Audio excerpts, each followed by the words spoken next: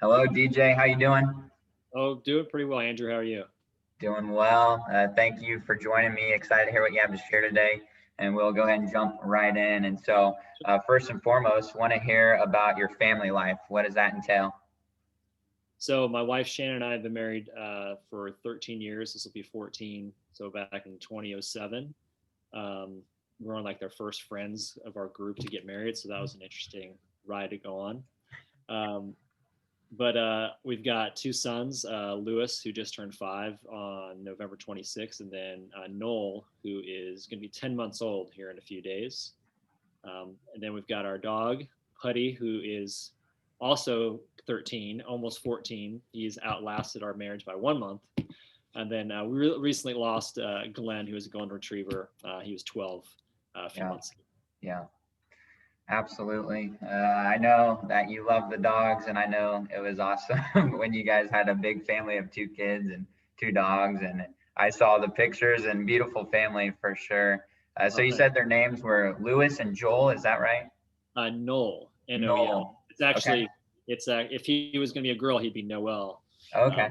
But we decided to give him a little bit more masculine pronunciation. I like it. What's his middle name? His Samuel. Actually. Yeah. And it's actually from a verse from the book of Samuel. We're talking about memorizing scripture, so that's one my wife has memorized. And it was, if I can get this close, God, I prayed for this son, or something close to that. So it's on his wall, and it's one. I prayed for this child. Okay. And that's where where my wife came up with it. Very nice. That's awesome. That's awesome. And I know you're 10-month-old. I mean, that puts him right at the start of COVID, essentially, right? He's at a COVID life. Yes, March 17th. So during the early stages of labor is when the governor shut down schools and sports and everything. So, oh my goodness. If I remember right, it was we were at the hospital though for it. So it was. I was like, well, I guess I'm not gonna have to put in for time off. I'm off. But, right. Wow. Yeah, he's gonna hear those stories for years to come when he's 20. Yeah. Your first year and maybe 2 to 3 or 4 years was COVID. Hopefully not that far, but. Right. I hope he doesn't get any weird looks. What year were you born? 2020, and then you get the. Yeah. And how about speak to your just job roles a little bit? So I've been teaching at Indian Woods Middle School. I'm now having to lose track of how many years. I think this is my 8th year. Okay. And I've taught both English and PE. So my first 2 years there, I taught 7th and 8th grade English, and then I've been teaching PE since. And then currently an assistant cross country and track coach at Shawnee Mission South since 2015. Okay. And previous to that, I coached 5 years at Blue Valley Northwest, coaching cross country, track, distance, and I coached javelin, which is surprising because I'm not a javelin thrower per se, but I learned to figure it out, and I was able to coach it for 2 years. Nice, awesome. And how about your athletic career? What all did that entail? So high school, I played basketball and ran cross country and track. Eventually, that just turned into just cross country and track from Lawrence. So I went to Lawrence High School.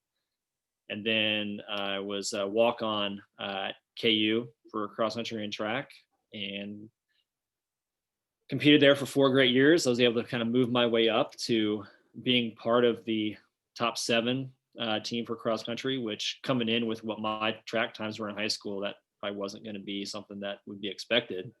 And we had a pretty decent team. And that was just a great experience. Of course, made lifelong friends and lessons along the way. And doesn't seem like it was that long ago, but that was a long time ago. I see the KU banner behind you, big time. Oh yeah, well, you lived in Lawrence. I lived in Lawrence since I was 10, up until 2010.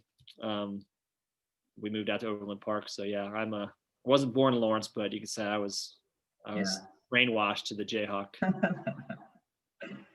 Yeah, Lawrence is pretty awesome. I used to work for just this company that put on basketball tournaments, and I went to the Lawrence Fieldhouse a few times. I think it's maybe 5 to 10 years old. I'm not sure exactly, but have you ever been there? No, if it's only 5 to 10, probably not. Yeah, yeah. It's pretty good space, but I mean, I just think about the facilities that we have at our leisure in the area, and obviously Lawrence isn't too far, but that space is ideal, and I can only imagine being a young athlete coming through, getting some professional treatment. Right. But we'll certainly get back to some more of your athletic experience, your coaching experience, and just how you lead your family along this interview. But prior to doing that, I want to just kind of have some more life questions. These are a bit more random, but pretty thought provoking. So I'll choose at random, see what we get, and we can see what comes to your mind as we get a question. Right. What has been your favorite age so far and why? Favorite what? I'm sorry. Age. Age, like my age, or like kids? Yeah, your age. My age. Dare I say 21? I mean, that was a different time in my life where I learned some lessons that I have changed from, I guess. But and no, serious note, I mean, that's, I think, age where legally you're free to do pretty much anything. You could vote, you can enlist, you can drink, you can travel. But that's also that time in your life where you're supposed to be an adult, but you still feel like a kid. So I think there's a lot of growing that goes on, but you can still go home if you need help with laundry or you need some meals cooked because you ran out of food in your pantry, but then you can go on and stay up all night if you wanted to, I think. So yeah, I'd say 21. I think that not just for the not so great decision-making time in your life, but I think the transition of really young adult to adult, I think, kind of starts taking place. Yep, absolutely. And as you're kind of sharing there, it kind of leads right into this next question. I have no idea to this answer, but I'm sure it's a shaping one regardless. But what is your relationship with your mother like? It's good. I mean, we talk probably once or twice a week on the phone. Our family was not like super open with like emotions. So sometimes like there's a lot of holding back to not offend someone. So that's something that my wife has really helped me on, is like sometimes you got to give some tough love to people who need it to help them out. And so that there's that a little bit of barrier there. My mom's feelings get hurt easily, but I'm going to be a little bit more honest and direct with her. But no, we're really close. Great. That's awesome. And life is very, very, I guess, not black and white. And obviously, I was hesitant to ask that question because you don't know what her feelings may be in the past, or, maybe you have nothing but great and loving things to say about your mom. But at the same time, I think we can all, adjust to the hand that we've been dealt, put our best foot forward, keep repairing relationships, keep growing relationships, and doing what's within our control. So, I mean, I definitely resonate with some of what you said there about your mom, just kind of my family structure and sort of thing. So it's definitely good to have a spouse that balances you out, that opens some blind spots, and then helps you and your family begin to grow as well. So certainly see what you're saying there. And we could just roll on into just some general life questions. COVID has been a long season now. You have had a newborn throughout that time. What's maybe like one thing that you've learned in this season? I think really just to really appreciate what you do have at home. Sometimes, work and life gets in the way and you're trying to rush around to get to a meeting on time, or, like trying to get everybody ready in the morning is kind of stressful to get out on time. But, sometimes you just got to appreciate like the silly things that my 5-year-old does when I'm telling him to get dressed and he's putting pants on his head instead. And like, you get frustrated because you want to get on time, but then like you look back and it's like, that's just the point, And I think it helps slow things down because not everybody had to rush out the door to get to a meeting or to get to work. And, I was teaching from home during the spring, where it was awesome because then I can go inside and see my newborn, where after if it was in person, I'd, miss out on those 7 hours during the day where he was at home. So I think it really helped just really make sure, like, when things do start to get back to normal, you remember to like, hey, take things in, slow down. It's not in the world if you're a few minutes late sometimes. Right. Absolutely. It's a great lesson. Love it. And as far as teaching goes, what's something that you're excited about with that? So it's definitely been difficult. Well, I should say one thing that's been difficult is really kind of getting to know the kids, because I'm seeing all of them through the computer. Mm-hmm. But it's also kind of made me realize that you really still have to put that effort in when you're a teacher or a coach to really get to know the kids, no matter how difficult it might be or easy it might be. It's a lot easier, of course, to do it in person. But if you're truly a teacher to improve kids' lives, Yeah. you're not going to do it by just giving them an assignment. You're going to do it by some kind of relationship you form with them, because that's the only way you can really bridge a life lesson with the content you're teaching. And it's been a real challenge. Yeah. I'd say I'm not doing as great in it as I would hope, but I'm still trying my best to do it. So I think that's what I've learned, and maybe continue to keep remembering that when teaching goes back all in person, whatever that is. Yeah. I love that. I love that you're leaning into that, and surely it's a challenge. And as long as I've known you, I know that you are very intentional and purposeful to make an impact on the lives of those you coach as well as teach. And it's all about relationship, like you said. That's what bridges the gap between this content that I'm trying to teach you, whether it's track, it's a specific way to do something, but at the end of the day, you're trying to make a life transformation and hopefully set these kids up for success in college as well as their life beyond. So I love that you're leaning into that. What are you excited about in 2021, just in general, not necessarily teaching or coaching, but maybe just from a life standpoint?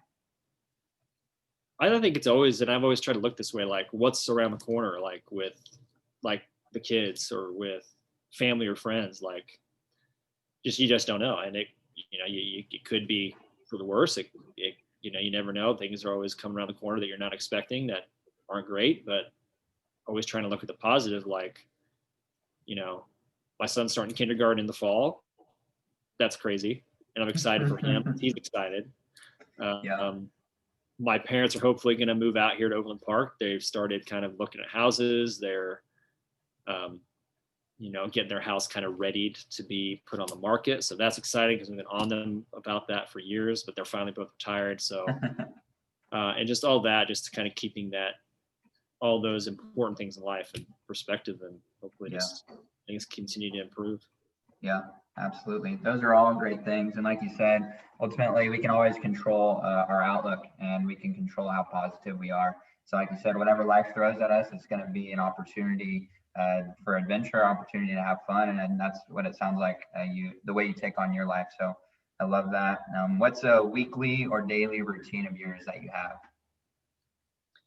So I do try to get a workout in every morning before anybody else is up. So then the rest of the day, I don't have to try to squeeze it in somewhere. That's just kind of a daily thing. Like 5 days a week, I try to do some kind of workout. A weekly routine is that we do like to get Dunkin' Donuts on Sunday mornings as a group. All of us get a donut, even the dogs. He'll remind us when it's time to go at like 8:30 a Sunday morning. So that's been kind of a weekly thing that we do. We've been doing that for, even before we had kids. Yeah. Go and get a coffee from Dunkin' Donuts in Lawrence, and then continue doing it out here. And we don't do it on the weekend. We hear about it from not only the 5-year-old, but from the dog too. Oh yeah. America runs on Dunkin' Donuts, man. People love that place. I have a few shirts. That's how pathetic it is. It's a good spot, good routine. I love that. So if you were to describe a perfect day, what would your day entail? Oh man. I love running when it's dark out in the morning and there's a little fog. Yeah. And it's like 55 degrees. So maybe a 30, 40-minute run in that weather, come back, go get our donuts and coffee, kind of hang out as a family, play around a little bit, play outside. We get into a bad habit sometimes of watching movies while we eat, especially like during like Christmas time. We'll watch a bunch of Christmas movies, but if we could watch movies for every meal while we're also kind of hanging out and having fun. Yeah. I think just kind of a laid back day at home without something crazy scheduled, like a non-scheduled type of day. Yeah. Yeah. Very nice. What's your 5-year-old's favorite movie? I mean, if you ask him now, it's probably Elf, because we watched it like 30 times in the summer. Yeah. Or the Grinch, probably, but Nice. probably he'd probably say Elf. Yeah. Awesome. That or he got into Cars a few years ago. Okay. But he hasn't really watched that for a while, but it's one of those. Yeah. Good deal. And now kind of just transitioning into a little bit on the coaching side of things. What drives you as a coach? You know, I try to think about, okay, what did I enjoy as an athlete, and try to kind of help the kids I coached have that same experience. And it was obviously being competitive. I mean, we weren't competitive, we wouldn't participate in sports, but I think it's the having a challenge that's difficult to overcome and then overcoming it. And it's not going to be easy. And we try to teach our kids that like, if you want to be successful in this sport of cross country, distance running, or even track or whatever we're coaching, it's not going to be easy. And that makes the reward so much better. The more challenging that task is or whatever you're doing, the better the reward's going to be. And I think back to like the few like great finishes I had, or races I had, or accomplishments I had, and then the reactions and celebration afterward, and then seeing the kids I coach have that. Yeah. Then later hearing from them how that improved their life somewhere else. Yeah. Like any lessons they learned from the time that they were with us then on, I want to just make sure that just continues. So that's what my biggest drive is. Yeah, that's great. And I know you also have a purpose statement as well. Is that something you have memorized? Yes, I've changed it recently. Oh, really? A few words, but it's my teaching and coaching kind of more. Okay. So I coach and teach to help strengthen self-esteem, to help teach to kids to serve and support their peers, teammates, and competitors in order to prepare them for life's future challenges through their failures and successes. Wow, love it. I got it. Was there was it more of a wording change, or something like you thought this wasn't quite hitting the mark when you changed your purpose statement?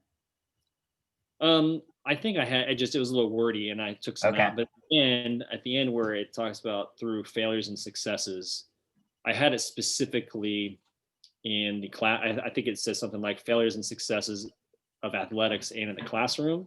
Mm-hmm. I took that off because, well, you don't learn lessons from just athletics in the classroom. You learn lessons from failures and successes in anything. So try to make that seem a little bit more general to life just as a whole. Yeah, I love it. It's great.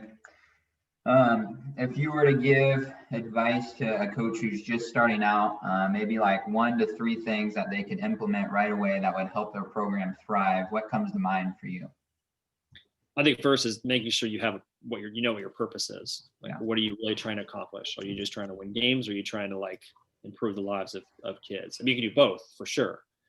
I think that's the first one. Have a purpose and have it written down so you're held accountable for it. So other people know about it too. Your athletes and the parents of your athletes too, so they know where you're coming from. The other thing too is be honest with your own. I guess I would say just be yourself. Like don't try to coach in a way someone else coaches just because you think that's a successful way to coach. Best example is, a lot of successful coaches you see in any sport at like the college or professional level can be a lot of yelling and screaming, like getting in faces. And you think, oh, that's motivating. Well, it could be, depending on the level you're coaching and who you're coaching and if that fits your personality. There are times where I tried to do that, and in some track and cross country doesn't really fit sometimes, unless there's been times where kids are goofing off or something, and I early on and I tried to take them aside and I really like chewed them out. And if they know that's not your personality, they'll see right through it and they'll start laughing. I mean, I never got laughed at, but they're probably laughing at me inside, and it didn't work. It didn't work. And some coaches are successful being that kind of disciplinarian, but some are successful being like that player's coach. And you see that, I think, in the NFL all the time, like, or college football, like that balance. But I think, be honest and the type of person you are, because then your coaching will be more genuine and the kids will will definitely see that. Yeah. Maybe the third thing is, does not like really mean to like be the opposite of what I just said, but also don't reinvent the wheel either. Like, don't try to make up everything new yourself. You know, if someone is becoming a head coach, they've probably had some experience as an assistant somewhere or success as an athlete somewhere. Well, you know what's worked for you. It may not always work for everybody, but what has been working for somebody should work for other people. And the way you can best tweak that to fit your personality and the type of kids you have and the type of sport you're coaching, I think is the best way to be successful. And, you know, the way you tweak it, then it makes it your own. So you are kind of inventing your own way, but of something that you're not bashing your head over with, Right. That you know may not work. Yeah, absolutely. And those are all three great things. Maybe for this next question, it may correlate to some of those three things, or maybe it's more of a one-off scenario, but what is a lesson you learned the hard way that if you could steer a coach away from by sharing your experience, what's something that comes to mind? Oh yeah. So when this is I think my second year coaching at Blue Valley Northwest, I was coaching javelin. So I had a bunch of throwers, you know, and I did pretty well with them. I think they all liked me, they listened to me. But one day I had them do some conditioning. I had them go on like a half-mile run, and me being not really smart, I'm asking throwers to go on a run. All right. So anyway, they did this loop around like the neighborhood, and then it's just a few kids came back, and then it was like 15, 20 minutes later. It was like, it was a half mile. They could walk a half mile in 10 minutes. And I kind of had a feeling that they were over at the elementary school playing basketball. I heard some commotion. This is about a quarter mile away. So I ran over there. This is when I was in like tip top marathon shape too. And caught them. And I told them, okay, I'm going to give you guys a 10-second head start. If anybody I beat, this is the story now getting too long, but anybody I beat back, we're gonna do push-ups till like 5:30, and we had like 2 hours of practice left. Of course, I beat them all back, you know. So anyway, I took them inside, and process of just taking them through physical punishment, which is, I don't know if I always now agree with as a form of discipline. Anyway, there was a senior on the team, and I was having the seniors kind of be in the middle of this because I was like, well, you guys were supposed to lead a better example of this. Well, the other part of the hallway, the football team was doing their off-season conditioning in the spring. And of course, I had a lot of football players that were throwing. And the coach came over and was like, what's going on? And I told them, and I kind of singled out a few seniors that didn't do their job. Well, one of those seniors had a huge anxiety issue. And he really admired that football coach because that football coach like helped him through some stuff when he was playing football, through his anxiety, and him being kind of put in the center of all that, like, was the worst situation. And I just didn't know. And I shouldn't have singled them out. I shouldn't have made an example out of anybody in front of another group or in front of a group. Parents complained. They went straight to the district AD saying I was bullying the kid. And I disagree. I was trying to teach a lesson. Which is the wrong way to go about it. I really thought I was going to get fired, but luckily our AD and my head coach knew that that wasn't appropriate, and that they knew this parent too sometimes took things too far. And so basically just had a meeting with that parent and apologized, and everything was okay after that. But I mean, there's 3 days in there, which I thought my coaching career was over. But, Right. But the lesson being like, know your kids and coach how you are honestly meant to be. And that wasn't how I usually am. Right. Absolutely. How would you handle that particular situation now? So if I had a bunch of kids doing that, I mean, I would definitely talk to the group. Just tell them like the reason I had them do something and the reason their choices were bad. You know, you're not improving yourself, kind of a talk. But I would probably take the leaders aside and kind of give them a guilt trip. I actually had to do that this season with a few of our girls during cross country practice. Like, you guys need to set a better example for this. This is not how our team gets better. This is how our team gets sidetracked. And it's more of a conversation side instead of a display. 100%. How do you think they responded to that conversation? I think pretty well. I think they're you tried this past season when I had to. Yeah, I think well. I addressed the group that were taking a little too long to get their run restarted at a bathroom break, and they were dancing around, goofing off. And I suppose it's fun. We want you to have fun type of speech. But there's a time and a place. And then the juniors and seniors I brought aside, they it seemed like they understood that they set a better example, and that Absolutely. Right. Well, went thank pretty well. you for sharing on that. That certainly is a good example of a lesson learned the hard way. But appreciate you sharing. And also what I could hear in your, lesson learned there was just, going back to your advice was be yourself, and what's this particular group of athletes, how are they going to respond? What do they need? Each and every circumstance has its own intricacies. So you have to be very specific and address the scenario as best you can. And like you said, you weren't bullying that athlete in any particular way. You were just doing what you thought was best. So, you've learned from it, you tweaked it, and hopefully everybody does the same thing along the way. But appreciate you sharing that. Another question, what is the biggest compliment you could receive from a player? I think it would be years down the road, them reaching out to you, or maybe you ran into them and just they could mention something you said to them that maybe you forgot that you ever said it, that improved their life somewhere, or just a thank you, or like, hey, like you're awesome as a coach.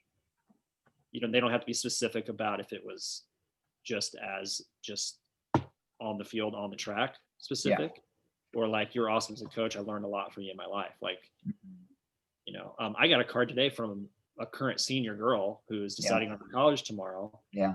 A random just thank you for being my coach and being there for me. Like, that's like the best thing, just a thank you of anything that you did. Yeah, absolutely. And I read somewhere one time of a coach describing similar to this question, and he's like, I would say the greatest compliment I could receive is if I'm out on a street and a player of mine is across the street and he happens to see me. If they make the choice to come over and say hello, that's a good sign for me versus turning their head and walking the other direction. Yeah. And that sounds what it's like for you as well. And I think, it's simple, but truly, to have a positive memory of a coach, just generally speaking, is such an amazing thing, because there are so many ins and outs of coaching and the relationship with an athlete and the sport and everything. So if they can holistically say, man, he was an awesome coach, that is a great compliment. Truly agree with you there. So I want to talk to you a little bit about your faith. And I know that in your life, you have had that moment of, Jesus, the Son of God, came to this earth.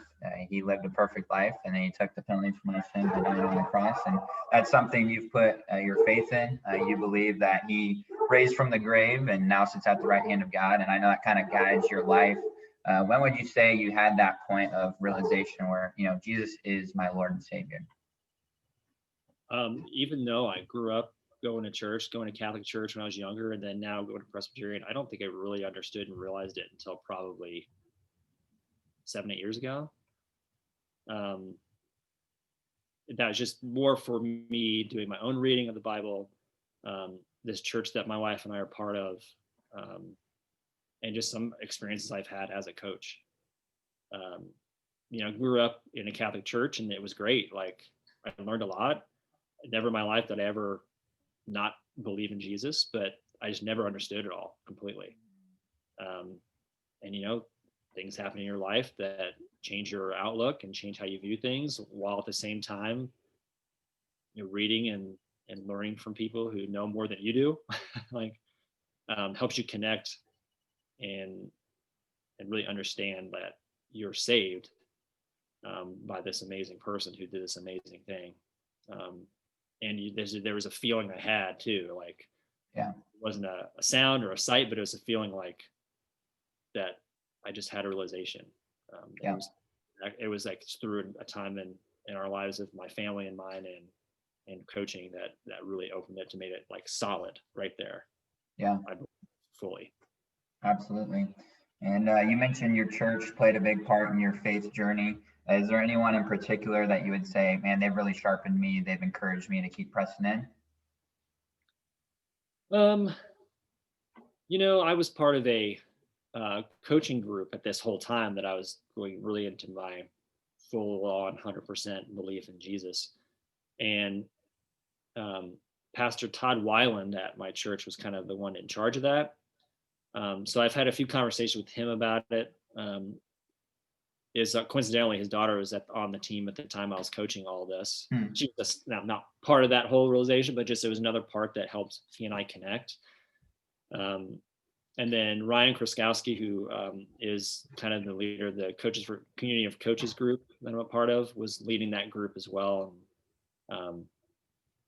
That they really had just, I didn't have too many kind of personal conversations with them that at length, but just a few times that we met and had group meetings, like just their stories and experiences going on really helped it all come together. Yeah, it's awesome. Love it. And to shift back to coaching a little bit, is there any like example of an impact you made on an athlete that really sticks out to you? So there's been, a little ones along the way, but there's been two huge ones, and one happened this past season. Going a long story short, this individual, I knew since middle school. I had this person in class, and so knew they're going to be a talented runner. Really excited. Had a great start to freshman year, and I'm trying to, respect privacy, so I won't, indicate male. Got injured, and then realized later down the road there was some other emotional things going on that led to the injury. Person didn't come out the next year for the sport, and the time that we heard they weren't coming out, we didn't know why. And this is weird because we were one of our top runners, and kind of figured that out. This person recovered most of the way, came back out junior year, got hurt again, but it had nothing to do with like the emotional mental side of it, but wasn't able to run that year, and had an interaction with this person to where I shared a Bible devotional with this person. This person wasn't a Christian, claimed this, this person was more in like the atheist agnostic kind of view, but welcomed the advice. And it was a lot about how, the path of least resistance bears the least amount of fruit. And if you really want to accomplish anything, it's going to be tough. And, I read this to her, this person, and, I knew it helped right away, just the reaction we had in the rest of the season, like, our relationship, how it grew. Yeah. Well, then this year as a senior, there was an essay written by this person about the interaction. And I had remembered this interaction, but I didn't remember it word for word, but in the paper it was.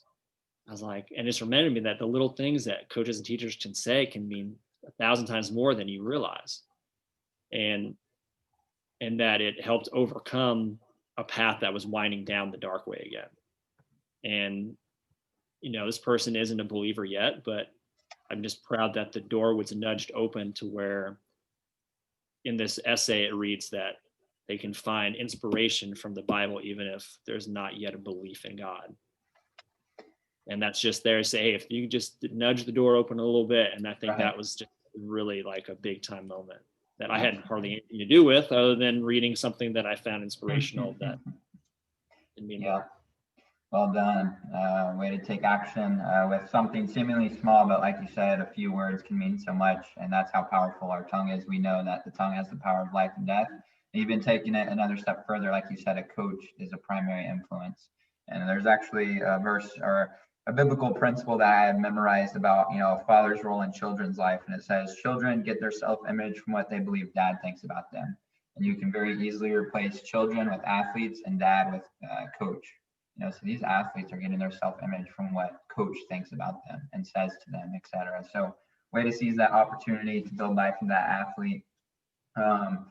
We're heading into the spring season. What do you have on the horizon with your coaching? What's next? So we got track season, hopefully starting on March 1st. Okay.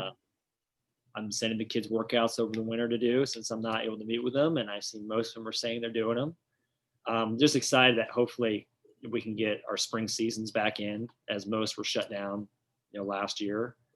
Because we got in about 2.5 weeks of practice, I think. Might not even that long. I think it was a week and a half because then spring break happened, and that's when everything got shut down. So we didn't even get a race in last year. Right. And felt bad for the seniors last year that missed out on that chance, but also feel bad for the juniors because this is their last chance now. And if things get shut down again, then they've only had 2 seasons of their, I would just not track season for me, but swimming, baseball, softball, any of the spring sports that got shut down. I'm excited that everything we did was okay in the fall, every season got done in the fall. It was adjusted, obviously, but hopefully we can. I'm excited for that to happen again in the spring. Cautiously optimistic. Yeah, absolutely. I can't believe we're coming full calendar and now we're back to another season where it's still kind of up in the air. So I'm hoping with you and excited that hopefully you can get a full season in. With, the role that you have as a coach, what's something that you're like really glad that you do for your program? So that could be a team event, that could be a specific conversation, it could be maybe just the culture. What's something you're glad you do for your program? Something that this is actually instilled before I got to South for cross country and track, but what I really like is that we don't elect captains. They're not voted on, because sometimes, especially at this age, like if you take a vote, they may not choose the right one, and usually they probably do. But then there's some kids who are great leaders who don't feel like they can lead because they're not the official captain. Yeah. When I was in high school, we had official captains, and sometimes it caused like a little divide between a few people. Like, well, you're a captain, I'm not, but I should be.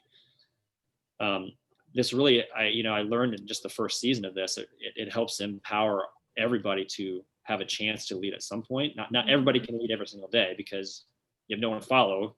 If everyone's leading, everyone's going their own direction. But it's really, I think, helped the team as a culture standpoint, because they don't just look to two people, they look to each other sometimes, like on what to do or for some advice.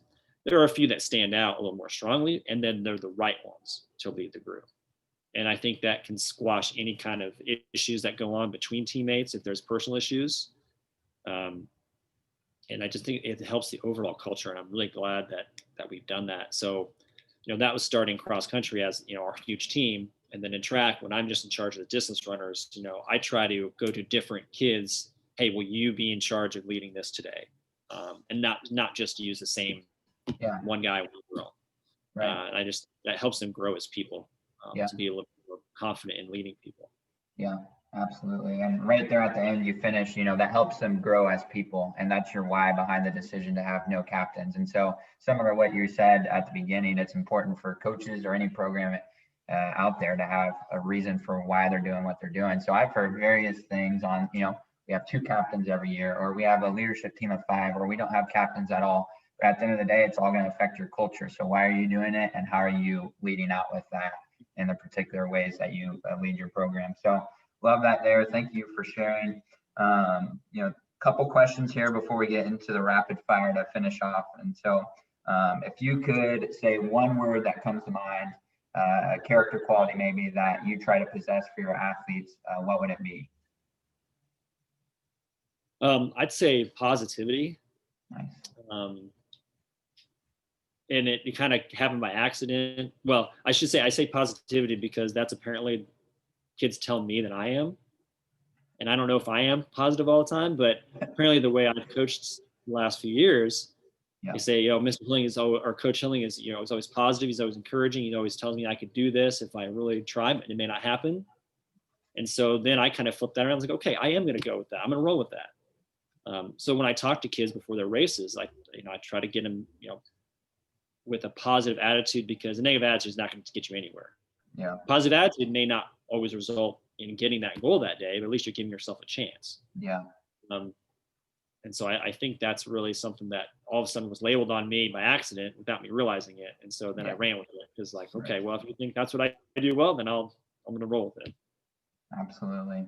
Wow, that's awesome that athletes say that about you, and it's awesome that you've embraced that and try to continue to give more of it.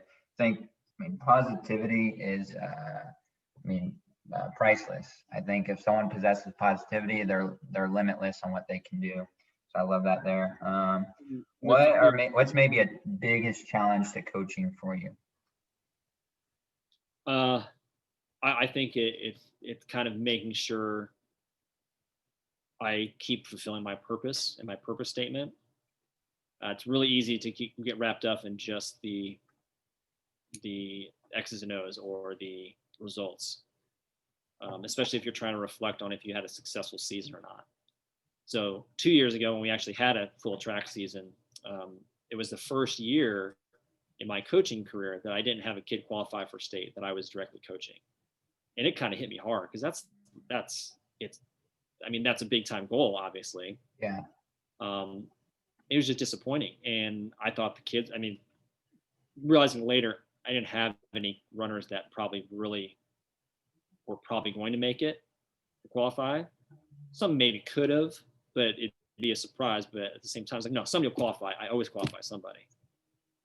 And then, later just reflecting like, that's not how I should have been in that mood after that group, because that looking back and kind of, texting back and forth with some of the kids in that group,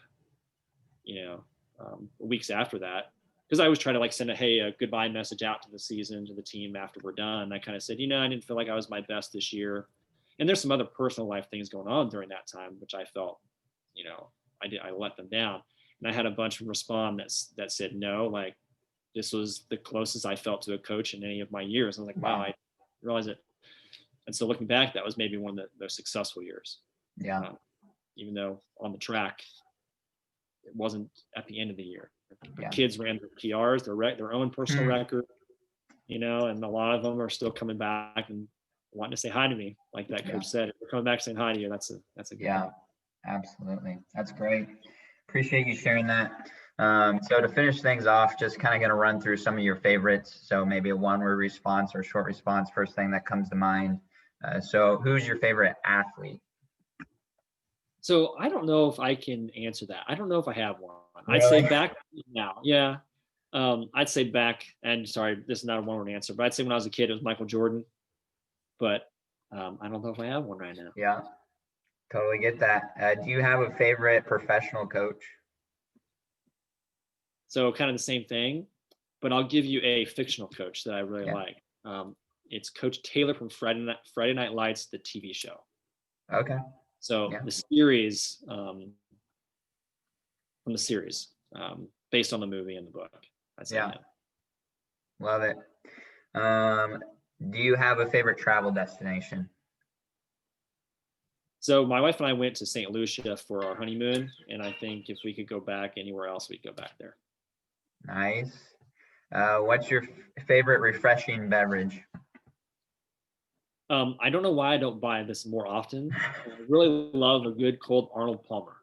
Nice. So, that iced tea and that lemonade in there. Yeah. On a hot day. But I don't know why I don't buy it more often or make it more often. But that's like my favorite one outside of like a Coke, which I don't drink that often. Yeah. But otherwise, there's a cold ice, bottle of Coke. I'll take that too. Yeah. Yeah. Awesome. And do you have a favorite TV show or movie? So I guess I go on. I watched Friday Night Lights, the series, a few years ago, and really got into it. But my wife and I will watch 30 Rock over and over again. Like, nice. Nothing on. Let's watch the 30 Rock, and we'll watch that. Yeah. Awesome. And then last one, favorite restaurant, either fast food or sit down. So there's a Mexican restaurant in Lawrence called El Mezcal. That's just there's nothing too special about it. It's kind of like any Mexican restaurant. It has the same menu, but it's somewhere where we always used to go in high school and in college. And my wife and I actually, when we were dating, we would go there every Thursday. It was just routine back then. Every Thursday, and this is weird to say now. We'd come back and we would always watch The Apprentice. And I was like, we really see this coming? Like, anyway, but our perspective and things are different, and things you think that will never happen and never. Right. But then, El Mezcal is our favorite. So every time we're back in Lawrence, I get it and we bring it back home. Yeah, nice. That's awesome. Well, DJ, appreciate you taking some time. It was fun, man. Thank you. Yeah, thank you. We'll see you later.